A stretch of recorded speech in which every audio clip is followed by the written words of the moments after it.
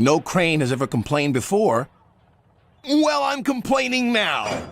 And Cranky banged his load down on the quayside. But Percy was too upset to concentrate and pushed the freight cars too far. Poor Percy. But Cranky left the loads beside the freight cars, not in them.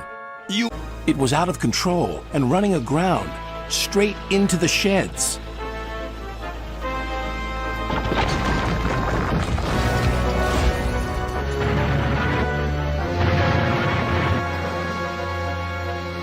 Ah! Help! Ha! Said Percy. He's back to bugging us. Don't move! You're still attached to Cranky! But it was too late.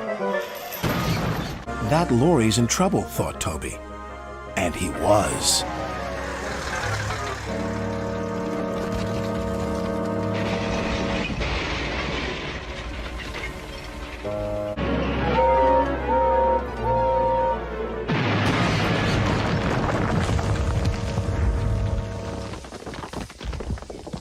He braked hard, but it was too late. Bother! I'm hot! My engine will overheat! And it did. Told you so! George was enjoying rolling along the lane, but not Sir Topham Hatt. Oil splashed everywhere. Worse was to follow. Help! Cried George. Something snapped! He veered out of control, and Sir Topham Hatt landed in a muddy ditch close to where Thomas was taking on water. Bother! Bother! Next morning, as James was being repainted, Henry had an accident. They were just in time.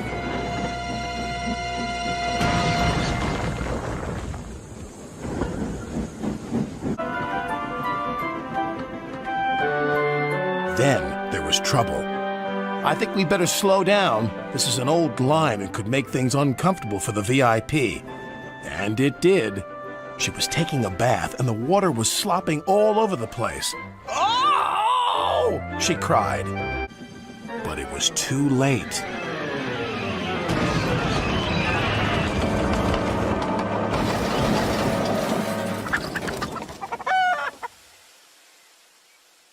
Suddenly, he saw a freight car on the line ahead. Get out of my way! But the freight car wouldn't move until Gordon forced it.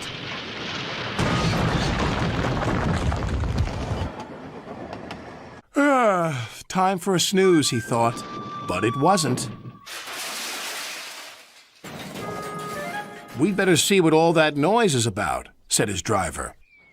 Percy was shocked. Flowers were scattered everywhere. Harold landed. The wind from his blades blew Sir Topham Hatt's hat off. Bah!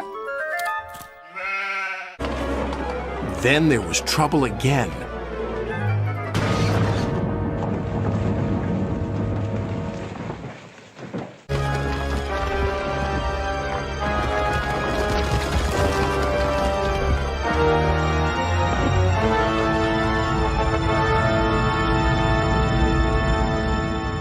Percy was right.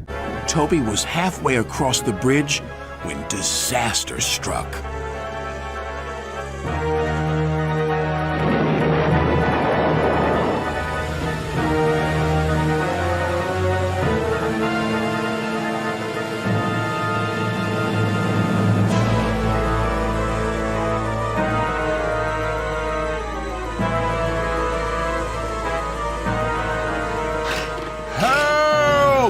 Called Toby.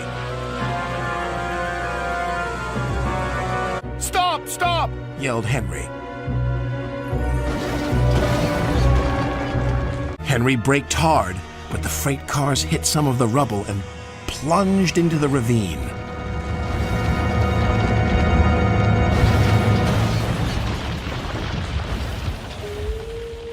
The only thing you'll have left to share is trouble. Oh, what's that?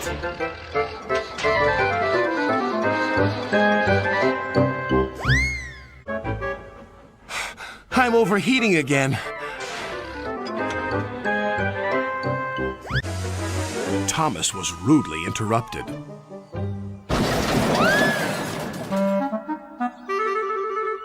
It was too late.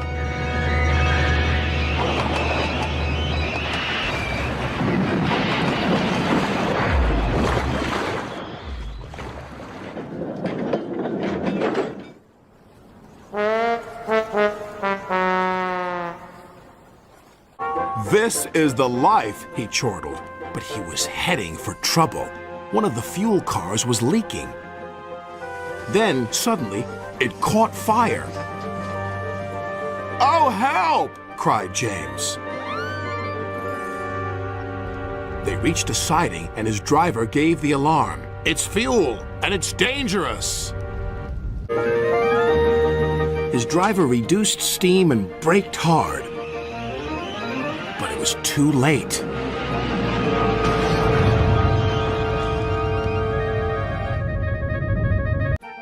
"Percy's far too busy to be bothered with the likes of you," and Oliver bumped the freight cars hard.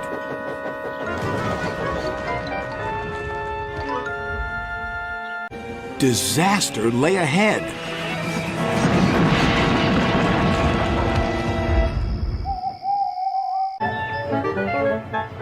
The family were enjoying themselves so much that they forgot to watch where they were going. "Oh, botheration," said Sir Topham Hatt. "We're stuck." And they were. A crossing lay ahead and the gates were closed. Toad couldn't stop. Worse still, Toad now realized he was on the wrong track. They diverted him onto old sidings, straight into a muddy pool.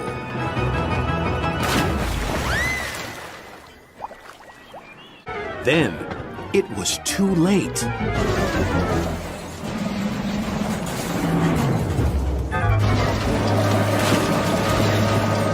Peter. Suddenly, the engine lost control and plunged over the side into the swamps below.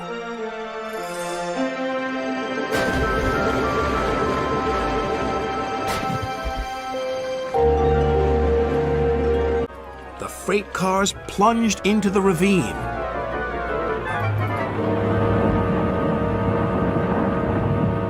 Skarloey and his driver heard the noise and looked up. "Avalanche!" they cried.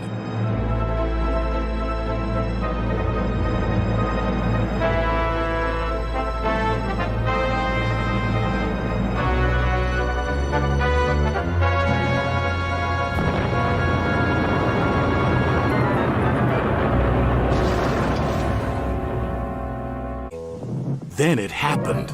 Oh no.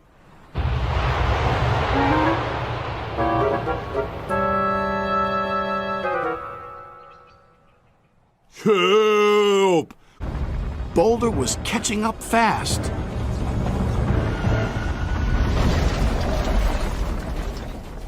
"We must warn the yards."